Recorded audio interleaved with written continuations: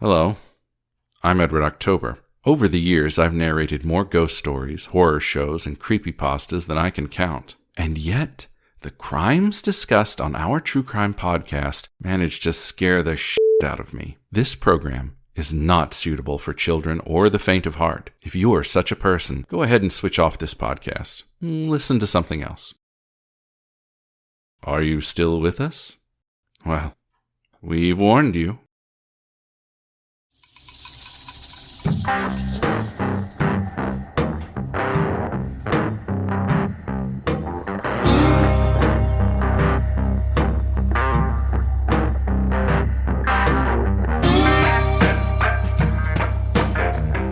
Hi, Jen. Hey, Kim, how are ya? I'm pretty good. How are you? I'm doing great. And before we start off here, I want to give a shout out to our friends Jackie and Aaron from Cape Town, South Africa. Cape Town, South Africa. I've been there. I love it. She contacted us and asked us if we've ever covered the Menendez trial or the Menendez murder cases.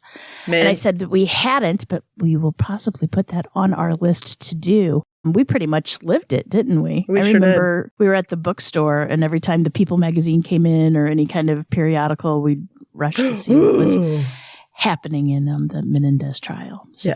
Yes, I do. I remember. But I've got quite something here. Huge content warning. I know you warned me, and you said it was really last week. You warned me. Yeah, so it's something. And when I started down the journey, I didn't realize. But yeah, big graphic content, sexual assault, rape, brutal, the whole thing. So, all right. Well, thanks for the warning, and let's hear it. All right, hold on. Let's go.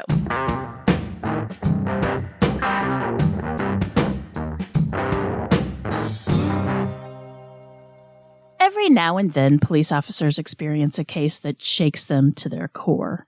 And on May 6, 1982, that's exactly what happened. Of the two beat patrol officers who were first to respond to a frantic phone call reporting a dead body, one would quit the force within 6 months, and the other one would ask for a desk job where he could remain for the rest of his career. Yeah, sometimes things stick with you forever. This one's going to, trust me. Mississauga, Ontario, Canada, is located on the beautiful waters of Ontario Bay, a suburb just southwest of Toronto. The phrase, friendly and full of surprises, is sometimes used to describe the town. The meandering Credit River flows gently through the city, leading a rich and historical connection to the area's Indigenous history.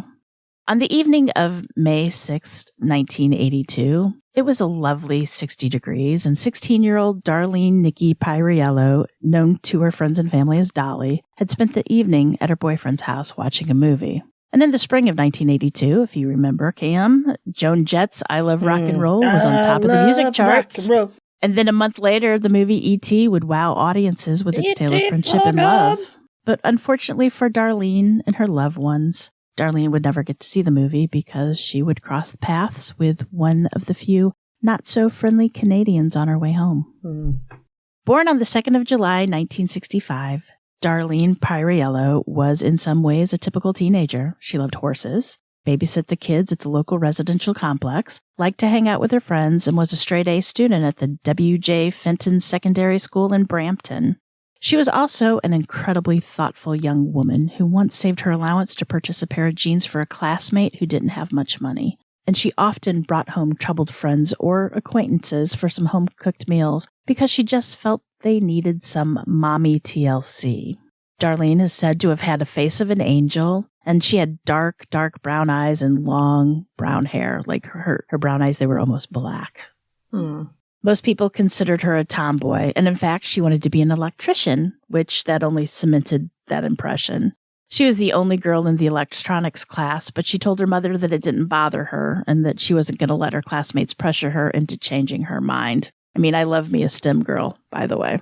And for those that don't know, that's science, technology, engineering, and mathematics. It's the smart girls. It's the smart girls. Smart and people. It's the ones I envy because I'm not good in those subjects. So I love the fact that you could spell STEM, Jen. Don't cut yourself short. I can. And Darlene, this is kind of fun. She played the steel drum. Oh, that's cool. And she was actually in a steel drum band at school, and she had plans of going to Jamaica. On May 6th, Darlene asked her mother if she could spend the evening with her boyfriend. And since it was a Thursday, her mother told her that she could go, but she had to be home later than 9:30. I've heard 9:30. I've also heard 10:30, so it might be closer to 10:30. Darlene planned to ride the bus home, so after the movie was over, Darlene's boyfriend walked her to the bus stop, and he claims that she was running kind of late, and she was worried that she was going to be late for her curfew. Now, her boyfriend offered to stay with her until the bus arrived, but Darlene insisted that he go home since it appeared that the bus was going to be late too. He could see the bus stop from his bedroom window, and it was right in front of a Burger King with plenty of people around. So her boyfriend left her there and walked to his home, but he would always look back over his shoulder to check on her. And every time he looked, she was at the bus stop. Every time he checked. And then when he arrived home, he looked out the window to check on her one more time, but she was gone.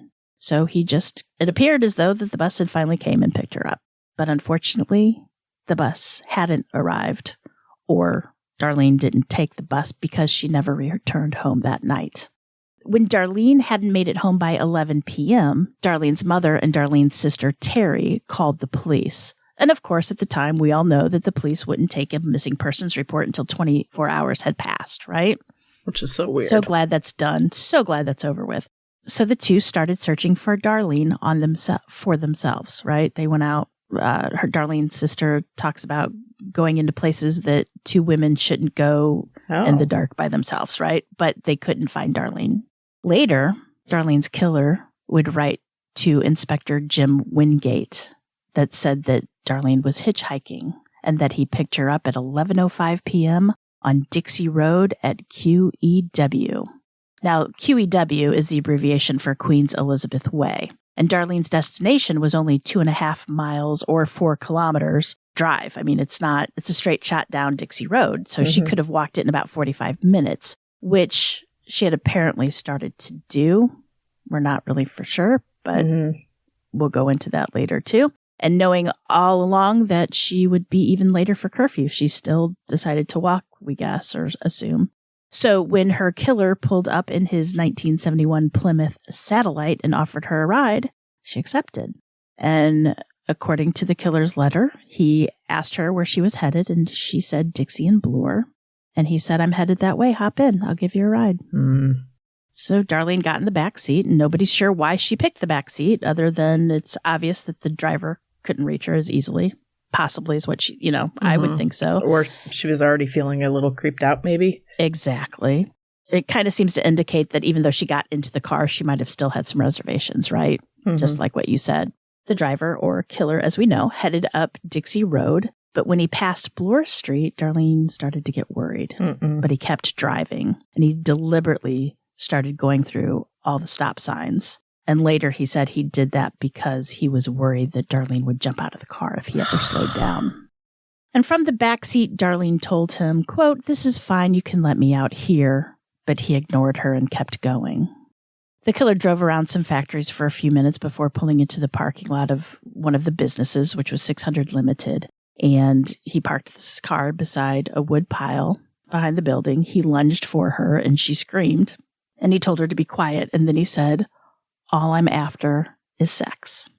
So the next day, workers at the factory reported for work like always, and the phones lit up like they do every day. But when one of the employees answered the phone at about 10:15, their life changed forever.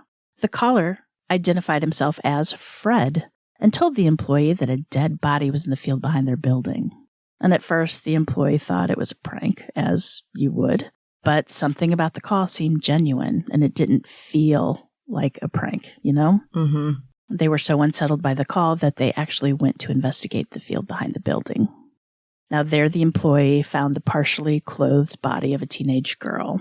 And from what they could see, the girl's pants were down around her ankles, and her shirt and sweater were pulled up above her breasts. And they couldn't see the girl's face because a 60-pound cinder block was resting on it. So the employee quickly ran inside and called the police. When the police arrived, the two on the scene were the two that one actually quit the force and then one wanted a desk job. They were the first to arrive, and they had a very difficult time with it. And then detectives followed soon after and began working the scene. They discovered that whoever killed this girl had tried to bite her nipples off, stuck a safety pin through one of her nipples, scorched her pubic hair with a lighter, burned her breast, and urinated on her. Oh. They also found additional lacerations and puncture marks. Police immediately began running through the missing persons report to see if there's a girl matching the description of the body that they had in the field. They would have if they would have taken the call that night before, right? Wow. So this Fred guy called back a second time and just breathed heavily. The third time he called, he said, quote, "The future's uncertain. The end is always near, and you're going to die. Bye." To the person that answered the phone, he said that? Yes. I would be scared. Ooh. Now, "the future's uncertain, the end is always near" are lyrics from a Doors song called Roadhouse Blues. Person who answered this call is the exact same person who first saw Darlene's broken body, was so rattled that they immediately informed the police, who were just out back recovering the evidence from Darlene's body.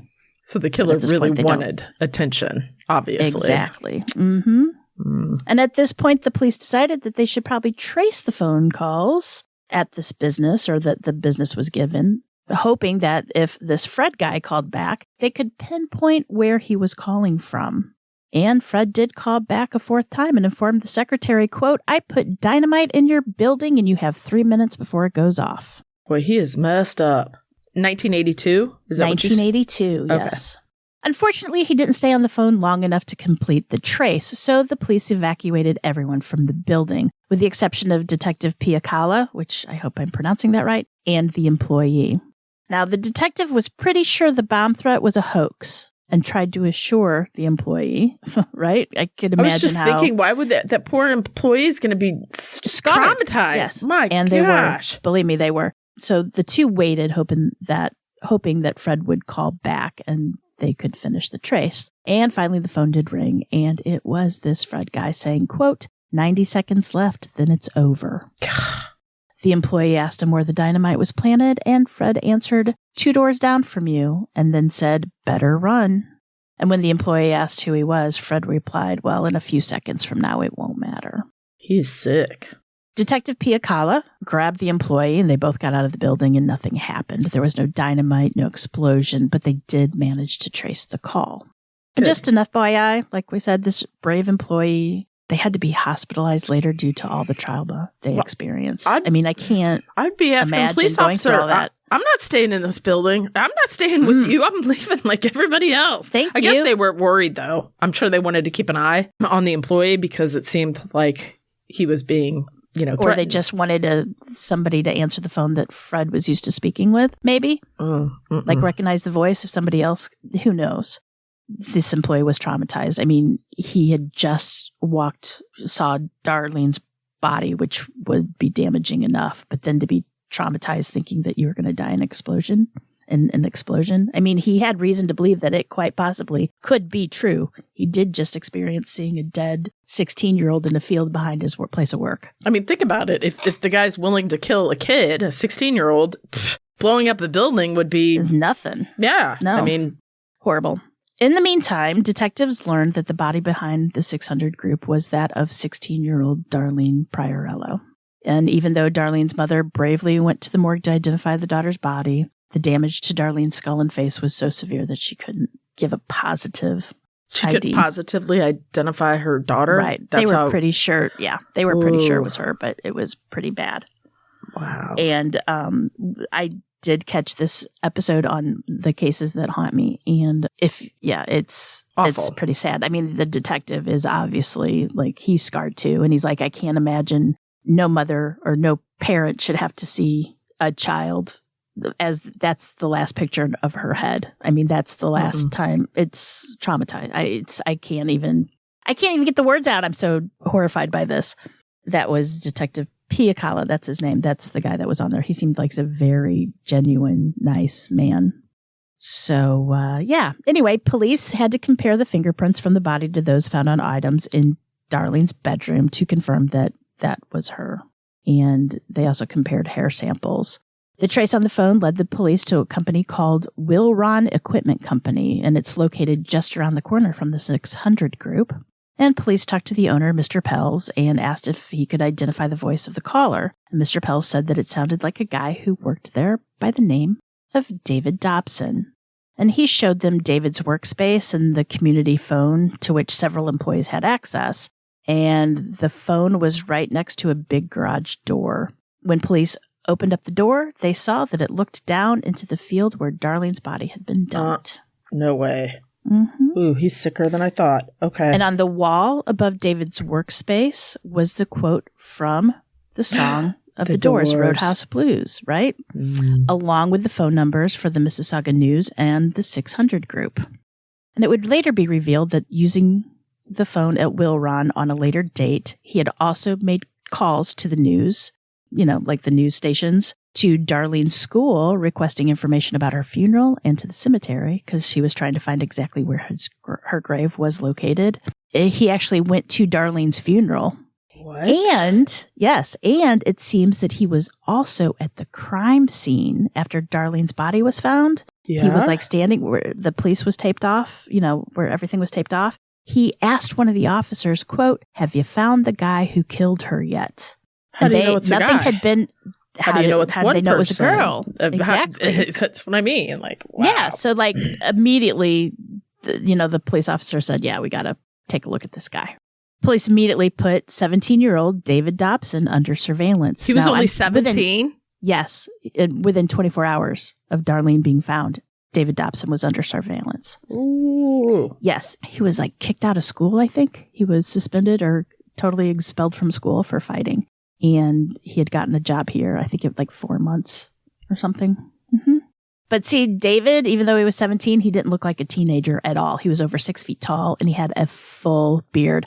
The kind of beard my husband dreams to have. It's just bulky and lumberjacky, And he'd been observed snipping articles from the newspaper about Darlene's death. At work? Right. Yeah. And also using the same phone at Will Ron, he made anonymous phone calls to Darlene's family.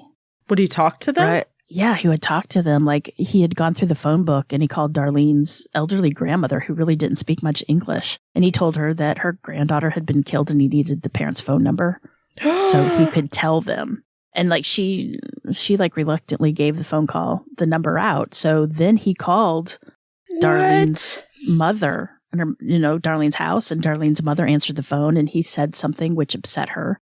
And, the phone was the kind that hung up on the wall. This is all from Darlene's sister, an interview with Darlene's sister. The phone was, attached to the wall, the type. Mm-hmm. And mother dropped the phone, didn't hang up, and she ran off hysterical, as you would.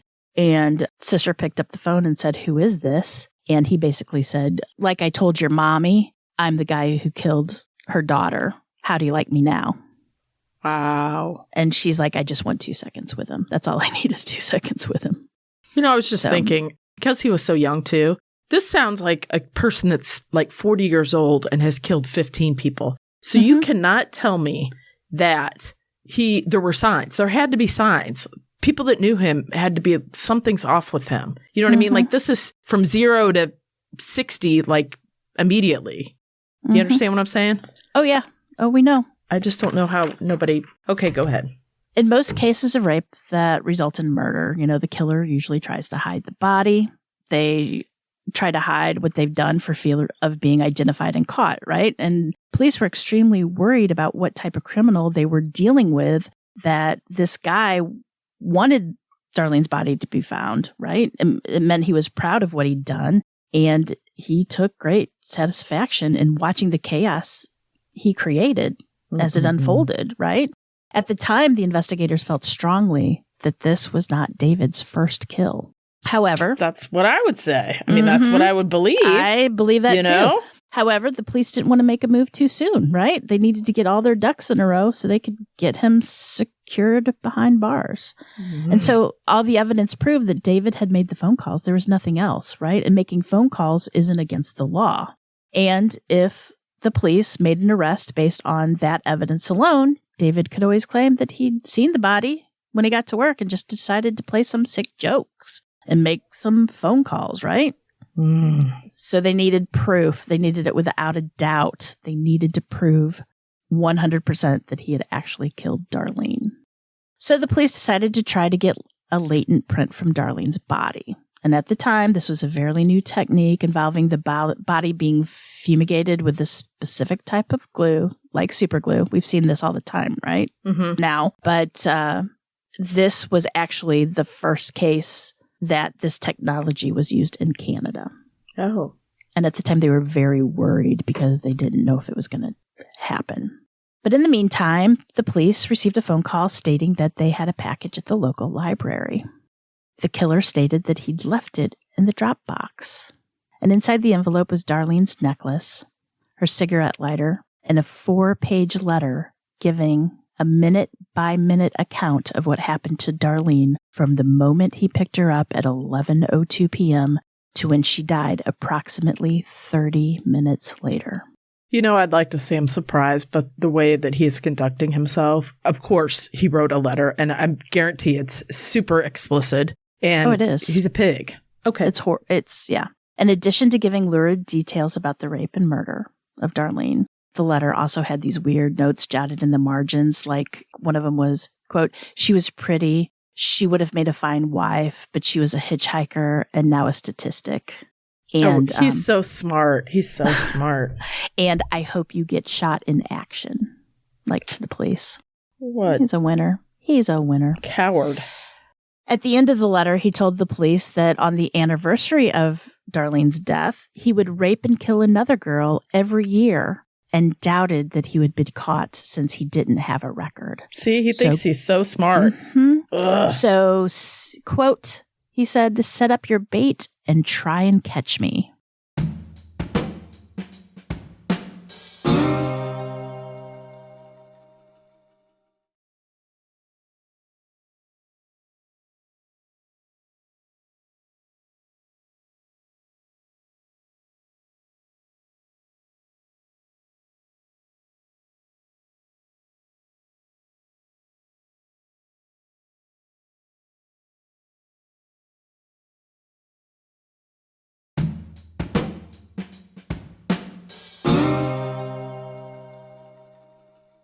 Which is funny. He thinks he's so smart, but police, he had him on surveillance Day within 24 one, hours. wasn't it? Yeah. Yep. Came on. On May 12th, 1982, the police went to David's home at 1232 Hague Boulevard and arrested him. They arrested that 17-year-old David Dobson. Mm-hmm. When the police arrived, he was eating a peanut butter and jelly sandwich and was cool and calm. Just didn't have a care in the world. He even asked the police, quote, "Do I have time for another glass of milk?" The police took the sandwich in as evidence to compare the dental imprints to those on Darlene's breasts. And they also found a bloody brick from the crime scene that was in his car. And of course, he confessed right away. He was actually kind of proud, it seemed. Mm-hmm. And the following was his statement to the police. It picks up after he parked the car by the wood pile and told Darlene that all he was after was sex. So I'm going to read a little bit of it. It's very graphic. And so if you don't want to hear it, you can fast forward a couple minutes. Then I should be done. All right. Let me prepare myself. Hold on. I hate doing this. It always seems so vulgar, but I want you guys to know how horrible he is. You have to get in his mind. He was proud of this. I mean, Well, yeah, he's bragging. That's all that was. That's just right. like the phone calls and everything else. On the case that still haunts me, that's what the detective said. Like, he did all this in front of his parents, and he was like, "Oh, cool." Like thinking it didn't even faze him. Yep. No, it didn't. No, he said all this in front of his parents, and it didn't even faze him that his parents were next to him. Again, this goes back to what I said a while ago. There were signs. His parents had to know that something was not right. Like, you don't go from like this good kid and everything, blah blah, to doing that and then confessing in front of your parents. Right. His parents. I don't mean to blame them, but there had to be signs of that something was off with that kid. So anyway, here we go. Quote. "Then I lunged at her over the front seat real quick. I was beside her and started to grab her," he used a derogatory word, but I'll say breast. "I reached over and put my hands under her knees and pulled them up onto the seat so that she was lying on the seat. I told her to take her pants down and she did." Then he goes on to describe the rape, which I'm not going to. I just can't. And then he said, "That's it." After he finished raped her, he said, "That's it." And she asked if she could sit up in the front seat. And I said, "Sure." and then said, hold on a second, and I grabbed her belt loop so she wouldn't run away. While we were walking, I said I had a present for her. I reached into the car through the open window and grabbed a brick from the floor. I looked at her and hit her with the brick over the left eye. She screamed, "Oh no," just before I hit her with the brick and then sort of screamed in pain. I hit her 1 or 2 more times in the side of the head and then she fell down. Then I saw a bigger brick. So I put the small one down, then picked up the bigger one and hit her on the head about 7 times. Then she screamed and said, "Don't strangle me." Then I looked over and seen the board and picked it up and put it on her throat and applied pressure. I released it after about a minute and she sucked some air in and she was still breathing. So I saw another board that was longer. So I got it and held the end against her throat and stood up and leaned my weight on it. I did this for about 2 or 3 minutes. Then I let up and threw the board away, and I grabbed her by the feet and dragged her over to the field. I was dragging her by her pant leg, and when I got over there, I noticed her clothes were pulled up around her shoulders. Her breasts were exposed, and I could see her lighter and safety pin. I leaned over and bit her right nipple, and then I got the lighter and pulled her jeans off to her ankles and ripped her panties off and tossed them aside. I used the lighter and singed her pubic hair. Then I picked up the safety pin and put it through her left nipple.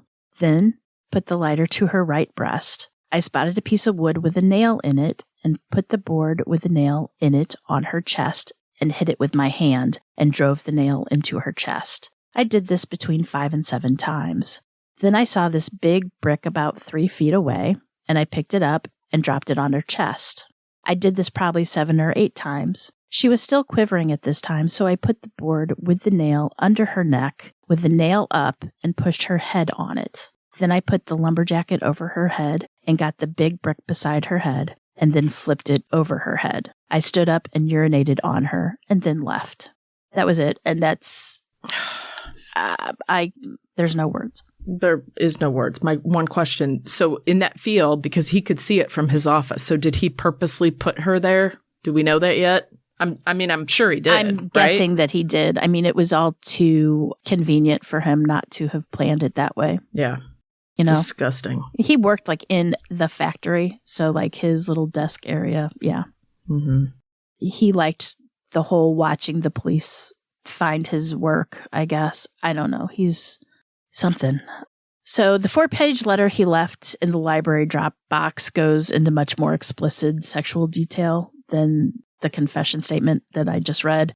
And if you want to read that 4-page letter, it's on Murderpedia in its entirety, if you are so inclined to read it. He's a monster. He really is a monster.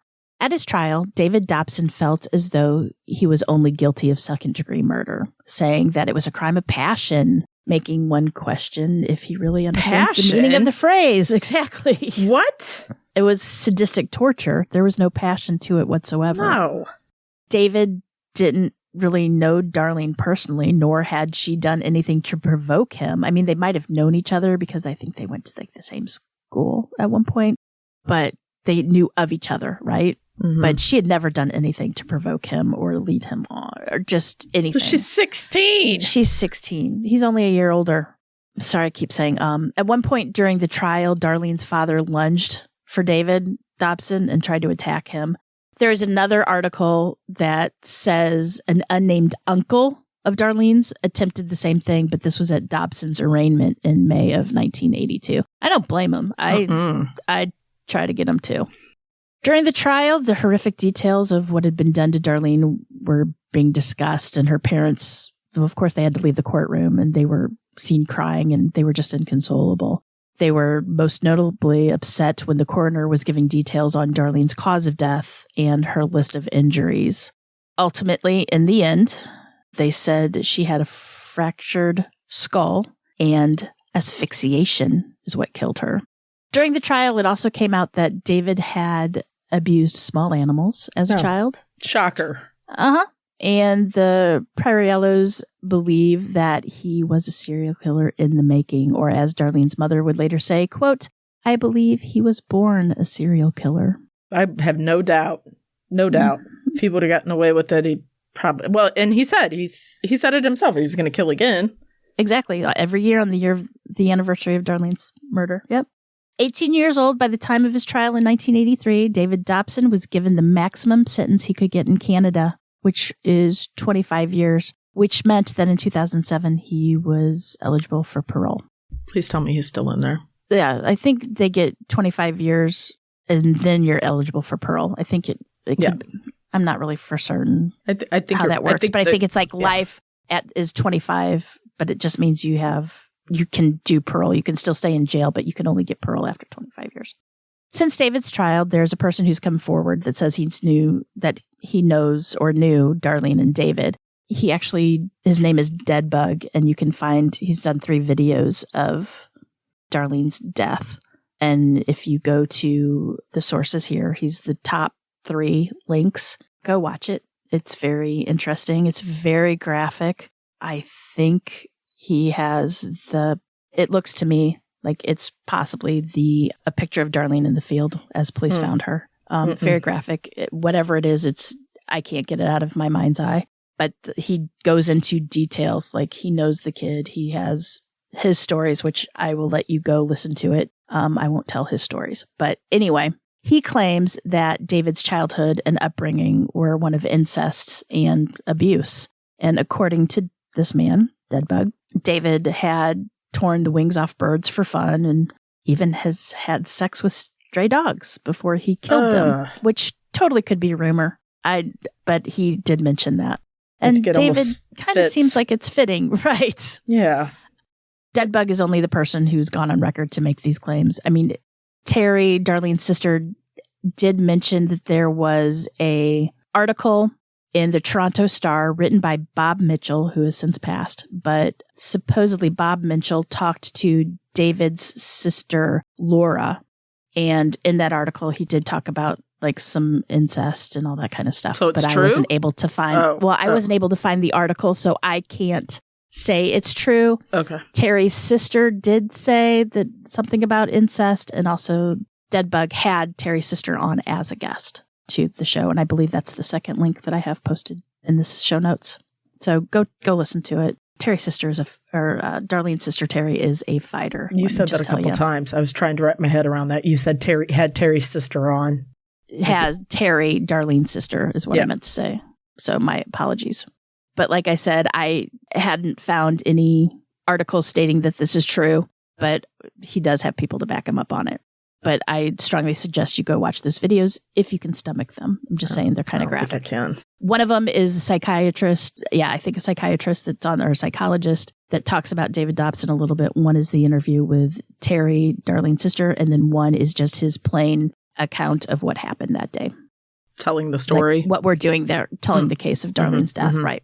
Police felt that there's no way that Darlene could have been David's first victim. I mean, they felt strongly that he would have had some sort of practice, which leads to a person to be fine 1 minute and then the next minute he's committing one of the most violent, sadistic, heinous, brutal, what other adjectives can I, disturbing, throw in there? grisly. Murders with no lead up, right? I mean, he seemed way like too he violent. snapped one day, right? He just snapped, and then he got all cocky, and then and most authorities believe that the behavior just didn't come out of nowhere. And how is it possible that this could be his first time right out the bat? I mean, that's what we're saying, right?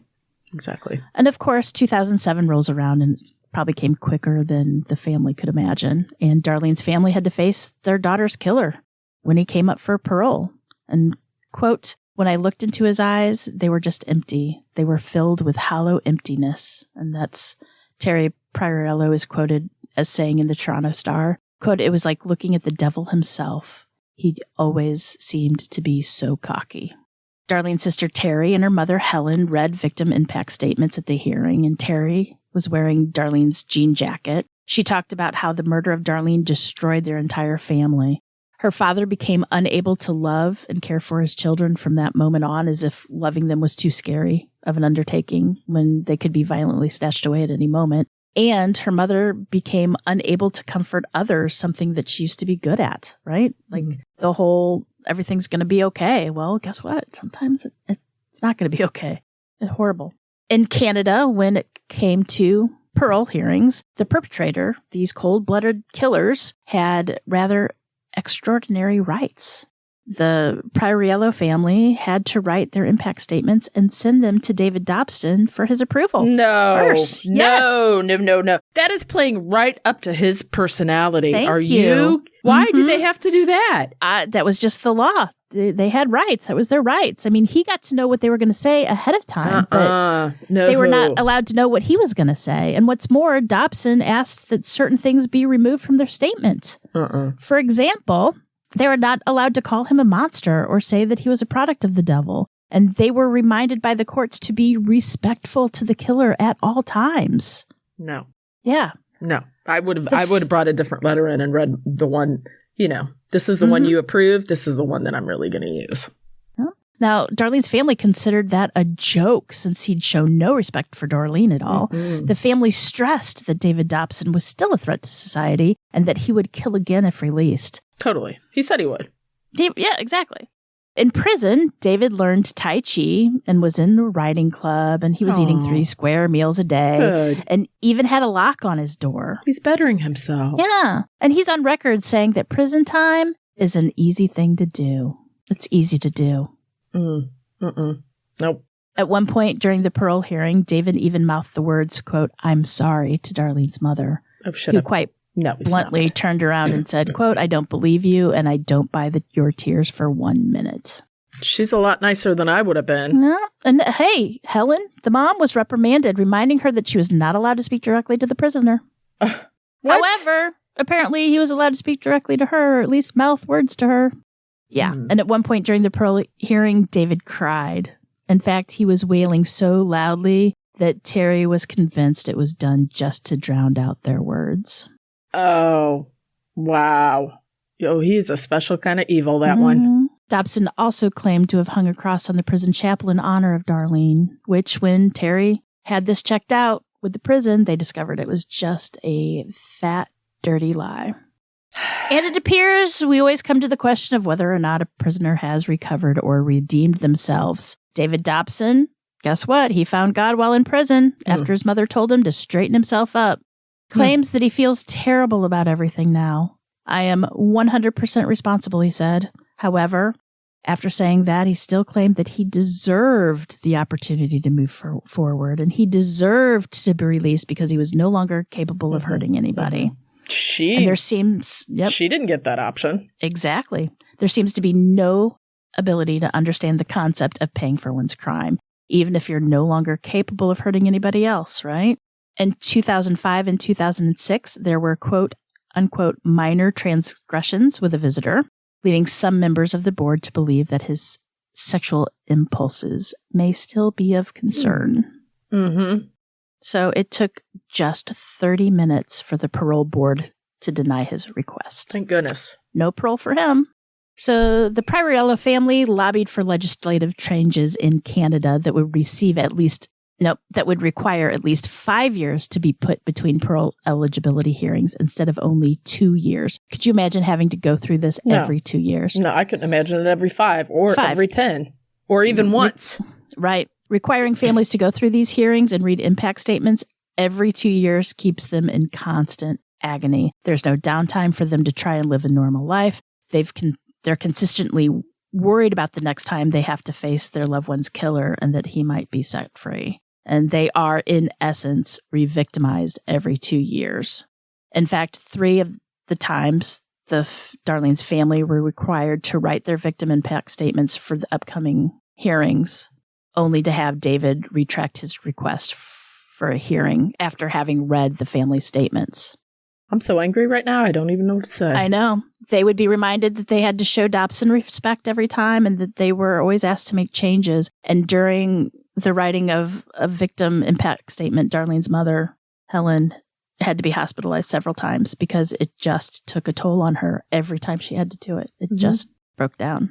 And it's been reported that David has never expected to be paroled at all. He just, quote, wanted to see how the system worked.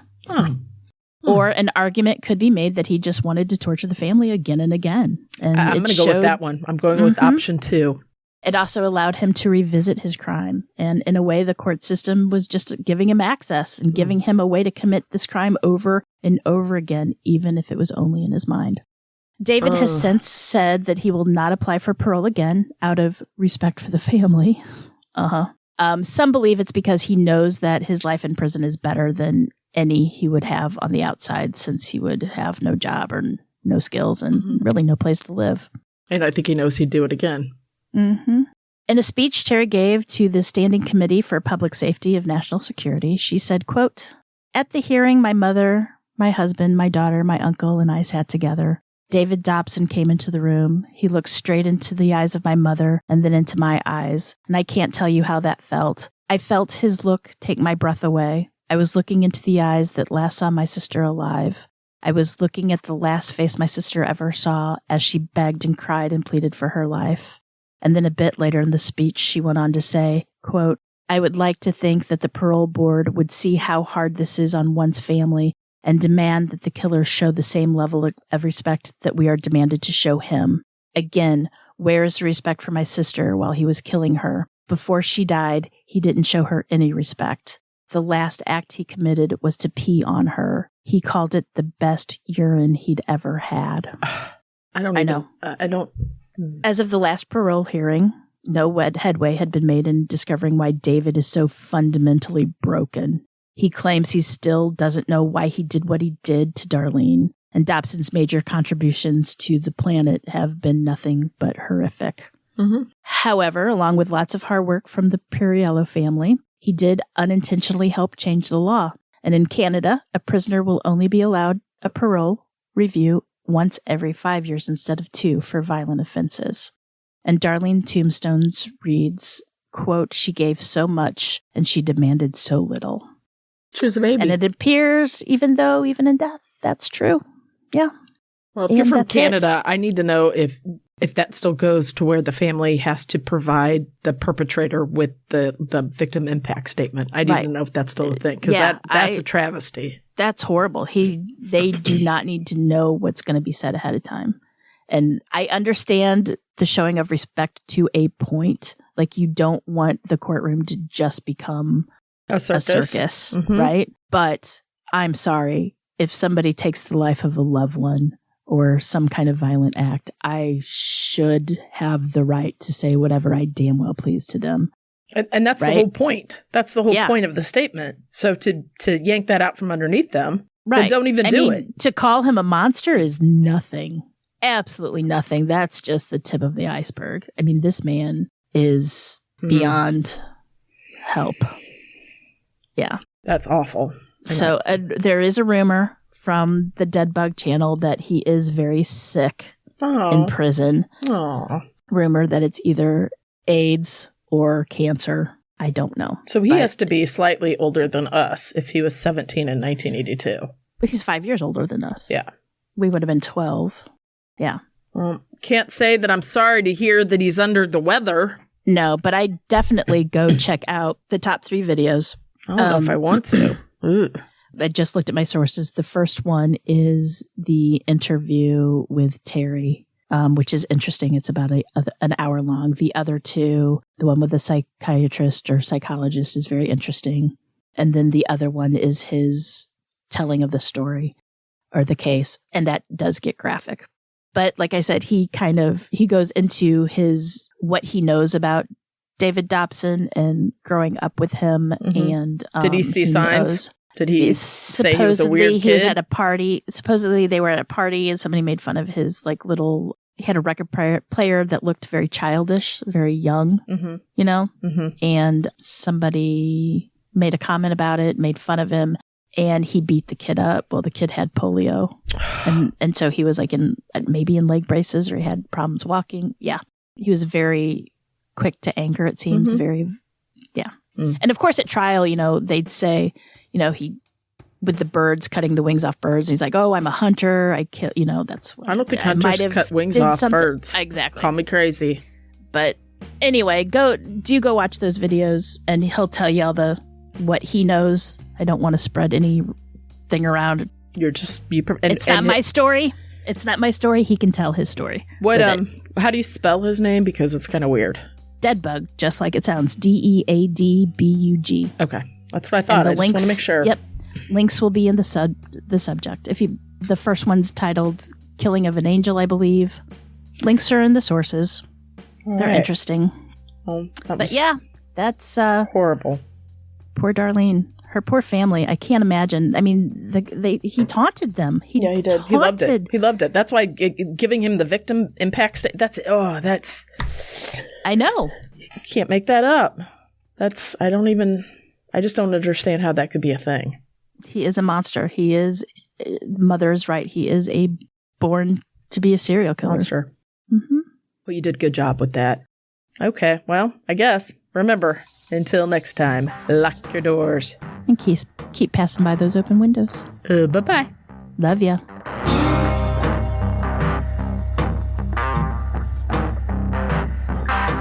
For more information about this episode, as well as all other sources, please check out our show notes or the podcast website at ourtruecrimepodcast.com. Our True Crime Podcast is developed and created by the hosts, Jen and Cam.